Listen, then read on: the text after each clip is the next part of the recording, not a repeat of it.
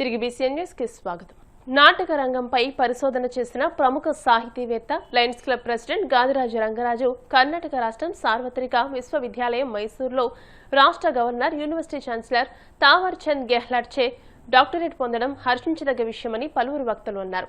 భీమవరంలో సాహితీవేత్తలు కళాకారుల సమక్షంలో మంగళవారం శ్రీ విజ్ఞాన వేదిక ఆధ్వర్యంలో అభినందన సత్కార కార్యక్రమాన్ని నిర్వహించారు.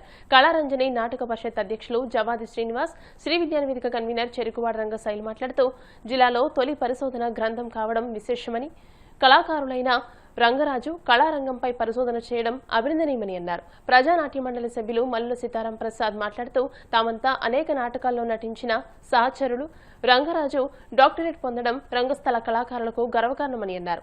అరసవల్లి సుబ్రహ్మణ్యం, గాదిరాజు వెంకటేశ్వరరాజు, పట్టణ యాదవ సంఘం అధ్యక్షులు కొండ్రు శ్రీనివాస్ మాట్లాడుతూ జిల్లాలో నాటక రంగంపై వచ్చిన తొలి సమగ్ర పరిశోధన గ్రంథమని, నాటక రంగ వికాసంపై పరిశోధన చేసి డాక్టరేట్ పొందడం అభినందనీయమని అన్నారు. అనంతరం రంగరాజును అభినందించి సత్కరించారు. నాకు మిత్రుడు అంతకన్నా సోదరుడు, అందుకన్నా నిజం చెప్పాలంటే కుమారుడు.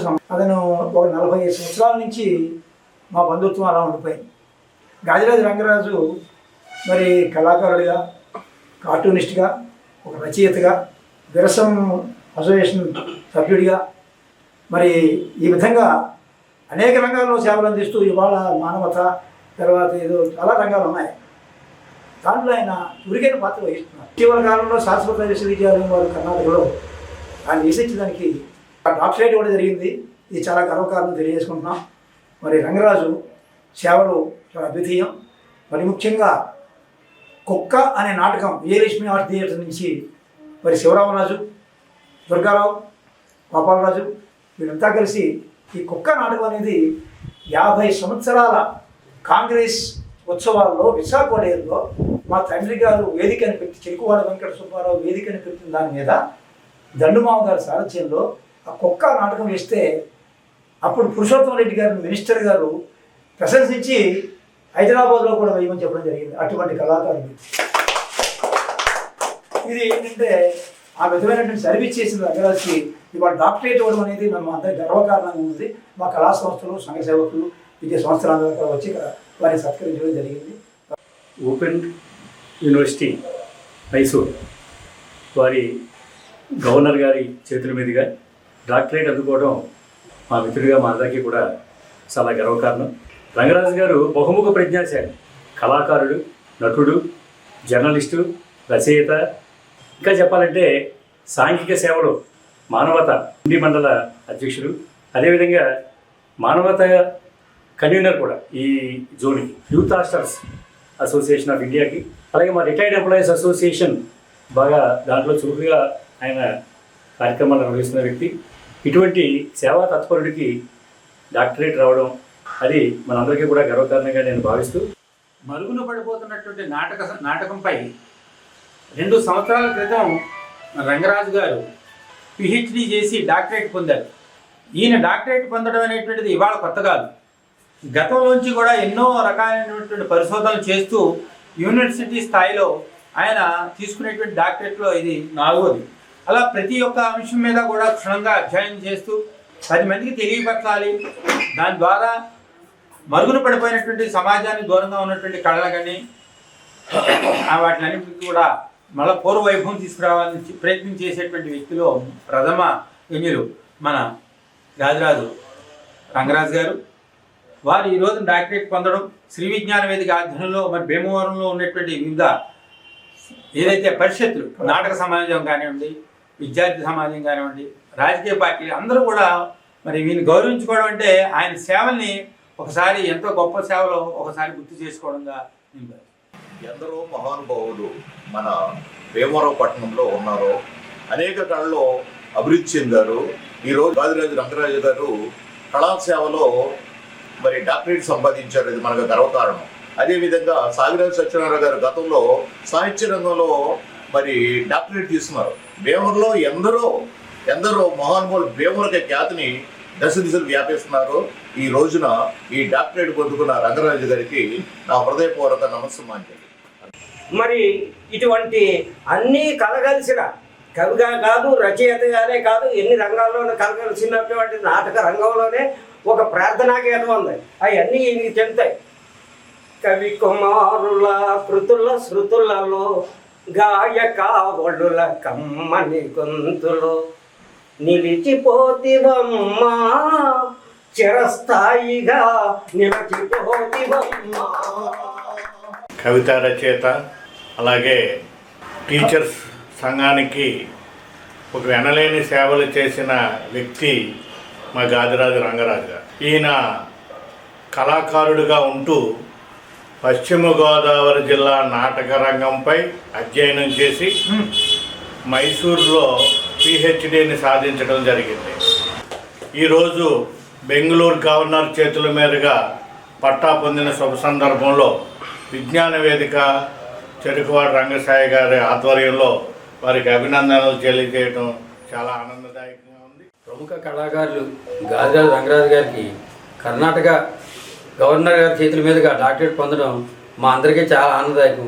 ఆ సంతోషాన్ని మా విజ్ఞాన వేదిక కేంద్ర రంగసాయి గారి ఆధ్వర్యంలో జరుపుకోవడం చాలా ఆనందంగా ఉందని మరోసారి గాదిరాజు రంగరాజు గారికి శుభాకాంక్షలు తెలియజేసుకుంటాం. ఈరోజు భీమవరంలో నా సోదరులు చెరుకువాడ రంగసాయి గారు విజ్ఞాన వేదిక ఆధ్వర్యంలో వివిధ స్వచ్ఛంద సంస్థల ఆధ్వర్యంలో నాకు సన్మానించినందుకు ముందుగా వారందరికీ కూడా హృదయపూర్వక కృతజ్ఞతలు తెలియజేసుకుంటున్నాను. నాకు రంగసాయి గారి నుంచి ఎప్పుడో దాదాపు 40 ఏళ్ళ నుంచి పరిచయం ఉంది. ప్రతి విషయం నాకు ఏది చిన్నది నేను పొందిన తొలిసారి సత్కరించేది మా సోదరుడే. ఆయన ప్రోత్సాహంతో నేను ఈ పిహెచ్డిని పూర్తి చేశాను. ఇక వివిధ మిత్రులు సంస్థకి సంబంధించిన వ్యక్తులు ఇక్కడికి వచ్చారు. శ్రీనివాస్ గారు, భాషా గారు, మేము ముగ్గురం కలిసి ఒక నాటకంలో వేయటం జరిగింది. ఈ తొలి పరిశోధన కేంద్రం పశ్చిమ గోదావరి జిల్లాలో చేసే అదృష్టం అయితే నాకు కర్ణాటక ఓపెన్ యూనివర్సిటీ వారు కలగజేశారు. ముఖ్యంగా మా గైడు రామనాథం నాయుడు గారు, ఆయన ఇచ్చిన ప్రోత్సాహం మరువలేనిది. ఆయనకి ఈ సందర్భంగా హృదయపూర్వకంగా కృతజ్ఞతలు తెలియజేసుకున్నాను. నా పరిశోధనకి సహకరించిన చాలామంది మిత్రులు, నాకు జన్మనిచ్చిన నా తల్లిదండ్రులు, నా సోదరుడు, నా భార్య, పిల్లలందరికీ కూడా ఈ సందర్భంగా హృదయపూర్వక ధన్యవాదాలు తెలియజేస్తున్నాను. తేనెటీగల పెంపకంతో అదనపు ఆదాయాన్ని ఆర్జించవచ్చనే అంశాన్ని గుర్తించాలని కృషి విజ్ఞాన కేంద్రం ప్రధాన శాస్త్రవేత్త ఎన్ మల్లికార్జునరావు తెలిపారు. కృషి విజ్ఞాన కేంద్రంలో 2వ విడత తేనెటీగల పెంపకంపై శిక్షణా తరగతులు మంగళవారం ప్రారంభమయ్యాయి. వారం రోజుల పాటు నిర్వహించి శిక్షణా తరగతులకు వివిధ ప్రాంతాల నుంచి రైతులు తరలివచ్చారు. మల్లికార్జునరావు మాట్లాడుతూ తేనెతో పాటు ఉప ఉత్పత్తుల తయారీతో మంచి ఆదాయం లభిస్తుందని వివరించారు. యువత, మహిళలు ఈ కార్యక్రమాన్ని సద్వినియోగం చేసుకోవాలని అన్నారు. గ్రామీణ యువతకు ఇటువంటి శిక్షణా తరగతులు మంచి ఉపాధి అవకాశాలు కల్పిస్తాయని చెప్పారు. శాస్త్రవేత్తలు N Deborah, Meshiana, R Bindu Praveena, A Srinivasarao, P Vinayalakshmi తదితరులు మాట్లాడారు. రైతుల నుంచి అభిప్రాయాలు తెలుసుకున్నారు. కేవీకేలోనే వివిధ పంటల ప్రదర్శన క్షేత్రాలను పరిశీలించారు. నమస్కారం అండి. నా పేరు డాక్టర్ ఎన్ మల్లికార్జునరావు. నేను కృషి విజ్ఞాన కేంద్రం ఉండి పశ్చిమ గోదావరి జిల్లాలో ప్రోగ్రామ్ కోఆర్డినేటర్గా పనిచేస్తున్నాను. అయితే మనకి బీ బోర్డు సహకారంతో మనకి కృషి విజ్ఞాన కేంద్రం ఉండిలో 7 రోజుల శిక్షణా కార్యక్రమం అనేది తేనెటీగల పెంపకంపై మొదలుపెట్టామండి. టోటల్గా ఈ సంవత్సరము 3 శిక్షణా కార్యక్రమాలు పెడుతున్నాము. ఒక్కొక్క శిక్షణా కార్యక్రమము 7 రోజులు ఉంటుంది. అయితే ఇందులో మన స్టేట్ అంతా కూడా అందరూ చాలా వరకు కూడా ఇందులో పార్టిసిపేట్ చేస్తున్నారు. అయితే మనకి తేనె అనేది ఒక చాలా ఇంపార్టెంట్. దీనివల్ల ఆరోగ్యం అనేది బాగుంటుంది. అయితే కోవిడ్ వచ్చిన తర్వాత చాలామంది ఈ తేనె వాడకం అనేది ఎక్కువగా చేస్తున్నారు. అయితే మనకి మార్కెట్లో సరైన స్వచ్ఛమైన తేనె దొరకపోవడం కూడా ఉంది. అంతేకాకుండా ఒక తేనె అనేది ఒక ఫుడ్డే కాకుండా మన పంటల్లో కూడా ఆదాయం కూడా పెరుగుతుంది. ఎందుకు పెరుగుతుందంటే పోలినేషన్ వల్ల తేనెటీగలు ఒక తేనెనివ్వడమే కాదు, తేనెతో పాటు మనకి పోలినేషన్ చేయడం వల్ల వివిధ పంటల్లో, ముఖ్యంగా కొబ్బరిలో కానీ అలాగే సన్ఫ్లవర్లో కానీ రకరకాల క్రాపుల్లో కూడా దిగుబడులు కూడా చాలా గణనీయంగా పెరుగుతాయి. కాబట్టి యాజ్ ఎ పోలినేషన్ సర్వీస్ కింద కూడా ఈ తేనెటీగల పెంపకాన్ని చేపడుతున్నారండి. అంతేకాకుండా ఈ తేనెటీగల పెంపకం వల్ల తేనెతో పాటు వివిధ రకాల ఉప ఉత్పత్తులు ఉన్నాయి. అందులో ఒకటి బీస్ వ్యాక్స్ అనేది ఈ వ్యాక్స్ అనేది మైనం అనేది వస్తుంది. ఈ మైనం కూడా మార్కెట్లో సుమారు 500 వరకు కూడా మనకి కేజీ ధర పరుగుతుందండి. అయితే ఈ మైనం నుంచి కూడా హై క్వాలిటీ క్యాండిల్స్ కానీ అలాగే రకరకాల బొమ్మలు కూడా తయారు చేయడము, రకరకాల ప్రొడక్ట్స్ కూడా తయారు చేసి అమ్ముతూ ఉన్నారు. అంతేకాకుండా రాయల్ జెల్లీ అనేది కూడా చాలా వాల్యుబుల్ ప్రొడక్ట్ మనకి బీ కీపింగ్ వల్ల వస్తుంది. అంతేకాకుండా మనకి ప్రొపాలిస్ అనేది కూడా ఒక పదార్థం అనేది కూడా తీయడం చేస్తూ ఉన్నారు. దీనిలో కూడా మనకి మార్కెట్లో మంచి వాల్యూ ఉంది. దీని నుంచి కూడా రకరకాల ఫేస్ ప్యాక్స్ కానీ రకరకాల ప్రొడక్ట్స్ కూడా తయారు చేయడం చేస్తూ ఉన్నారు. కాబట్టి ఈ బీ కీపింగ్ వల్ల చాలా వరకు ఉపయోగాలు ఉన్నాయి. కాబట్టి మనం చాలా వరకు గ్రామీణ యువతని, ఆ తర్వాత నిరుద్యోగ యువకులు కానీ, అంతేకాకుండా కొంచెం ఎడ్యుకేటెడ్ యూత్ కూడా ఈ మధ్యకాలంలో ఈ బీ కీపింగ్ మీద కూడా చేపడుతున్నారు. కొంతమంది సాఫ్ట్వేర్ ఎంప్లాయీస్ కూడా ఈ బీ కీపింగ్ నేర్చుకొని కూడా లార్జ్ స్కేల్లో కూడా ఆంధ్ర తెలంగాణలో కూడా చేస్తున్నారండి. కాబట్టి చాలామంది ఉత్సాహవంతమైన రైతులు కానీ, అలాగే నిరుద్యోగ యువత కానీ, అలాగే ఇన్నోవేటివ్గా చేసేవాళ్ళు కానీ ఈ తేనెటీగల పెంపకాన్ని చేపట్టి అటు తేనె ప్రొడక్షనే కాదు, వాడి యొక్క మెయిన్గా వాడి యొక్క బై ప్రొడక్ట్స్ యొక్క ఉత్పత్తులతో కూడా మంచి బిజినెస్ చేయాలని, తద్వారా మంచి వాళ్ళకి ఆదాయం పొందాలని కోరుకుంటున్నాం. మహదేవపట్నం గ్రామంలో రీసర్వే ప్రక్రియ పూర్తయిందని తహసీల్దార్ కె నాగార్జున తెలిపారు. ఉండి మండలం మహదేవపట్నం గ్రామంలో మంగళవారం నిర్వహించిన గ్రామ సభలో ఆయన మాట్లాడారు. గ్రామంలోని ప్రభుత్వ రైతువారీ భూముల వివరాలను ఆయన చదివి వినిపించారు.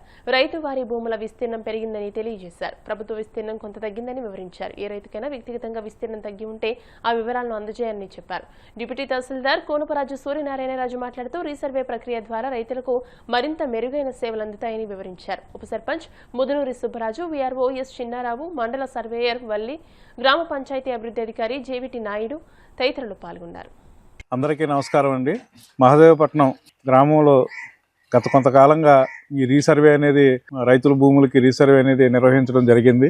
ఈ రోజుకి ఈ రీసర్వే ప్రక్రియ అనేది పూర్తయింది. ఇప్పుడు ఫైనల్ RORని పబ్లిష్ చేయడం జరిగింది.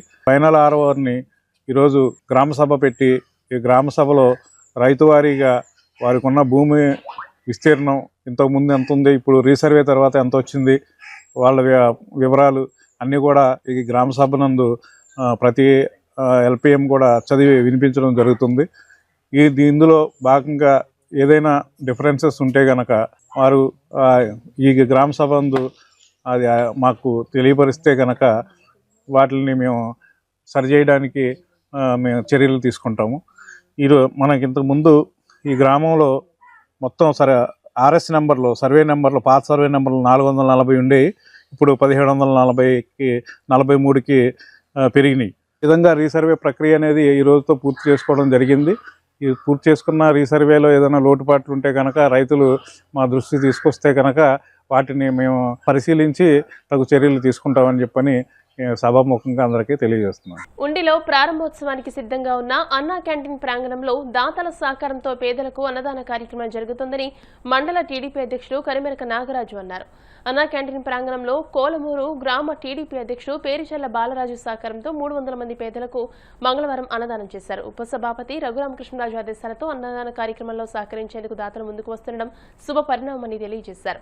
ఉండి DC vice chairman Manthana Sai Lachiraju, మండల టీడీపీ ప్రధాన కార్యదర్శి కళ్లేపల్లి సతీష్ రాజు, మాజీ మండల అధ్యక్షులు కరిమెరక శ్రీనివాస్, జెడ్పీటీసీ మాజీ సభ్యుడు Kagitha Mahankali, cluster in charge Gurugubilli Venkata Satyanarayana, TDP నాయకులు కందుల రాధా బలరాం, వార్డు మెంబర్ తక్కెల నరేష్, సూరవరపు వెంకటాచార్యులు, నల్లవల్లి, కర్రీ శ్రీను, చెన్నంశెట్టి నాగరాజు, పాల కేశవ, సుబాబు తదితరులు పాల్గొన్నారు.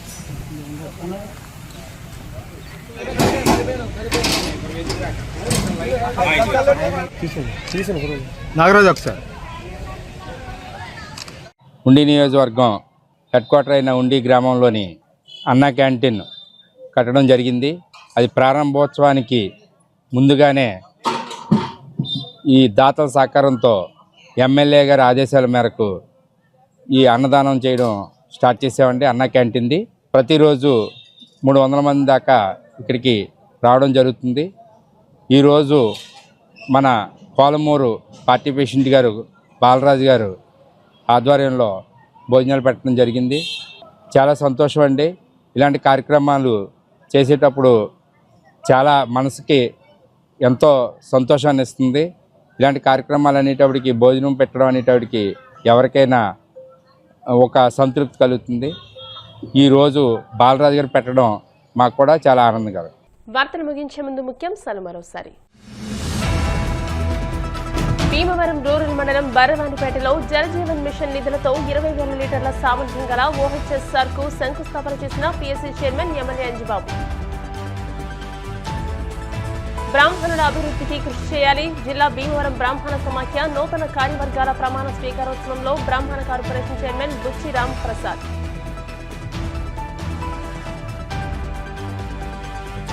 భీమవరం ఛాంబర్ ఆఫ్ కామర్స్ సౌజన్యంతో భీమవరం 2 టౌన్ పోలీస్ స్టేషన్ సిబ్బందికి యూనిఫామ్లు పంపిణీ.